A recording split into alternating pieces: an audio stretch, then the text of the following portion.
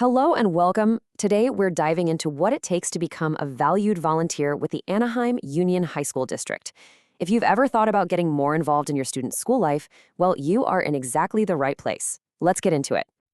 Everything the district does, it all comes down to this one powerful idea: ensuring the unlimited success of our students. Now, that's not just some nice-sounding phrase. It's the mission. It's the reason why everything happens, and it's why volunteers are so incredibly important. So that brings us to the big question, right? How can you, yes you, be a part of making that success happen? Well, that's exactly what we're going to break down right now.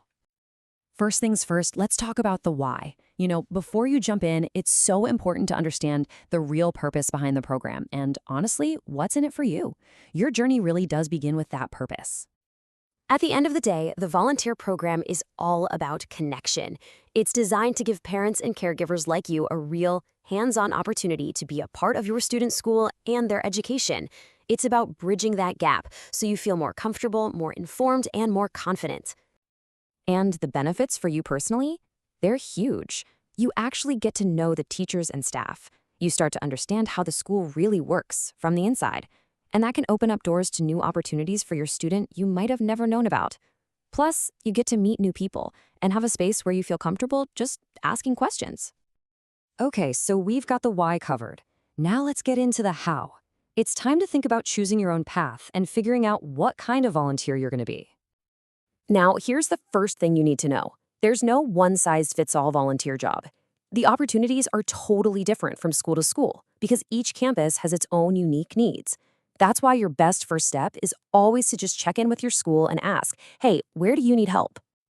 Just to give you a taste of what's out there, you could be helping out with something as vital as food distributions, which are a huge support for our families.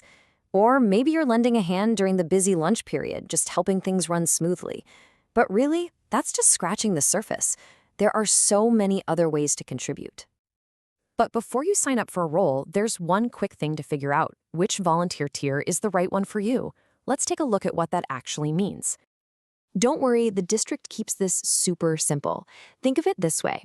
Tier 1 is for pretty much all the general on-campus volunteering you do during a normal school day.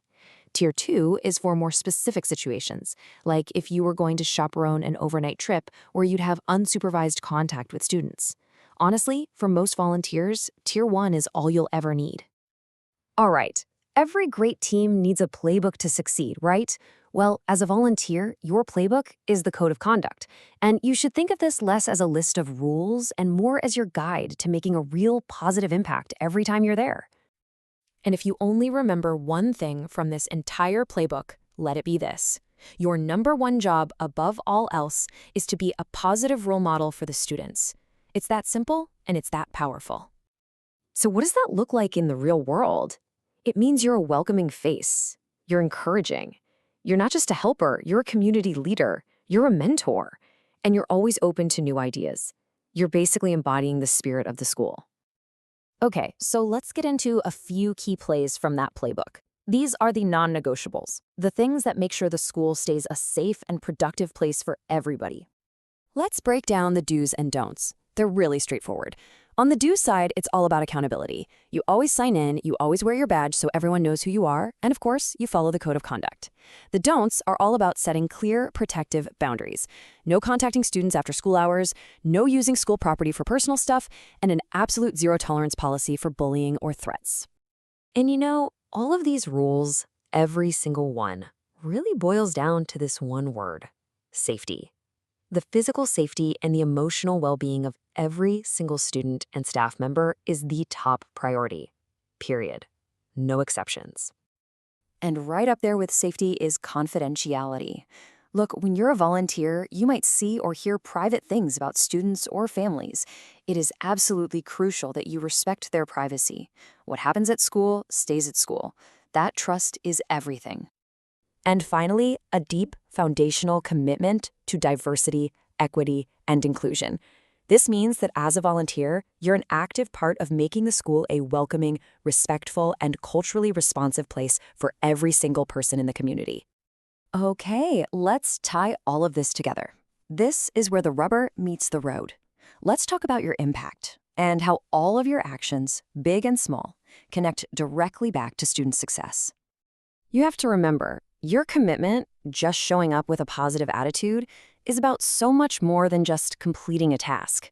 You are actively helping to build a stronger school culture, an environment where trust can grow and where empathy is cultivated. That's a huge deal. And that brings us right back to where we started. Your involvement directly empowers family and community engagement. And what does that lead to? That's right, the unlimited success of our students. You become a living, breathing part of making that mission a reality. And that's our quick guide to becoming a volunteer. You now have the playbook and you know the why. So, the only question left is, are you ready to make a difference?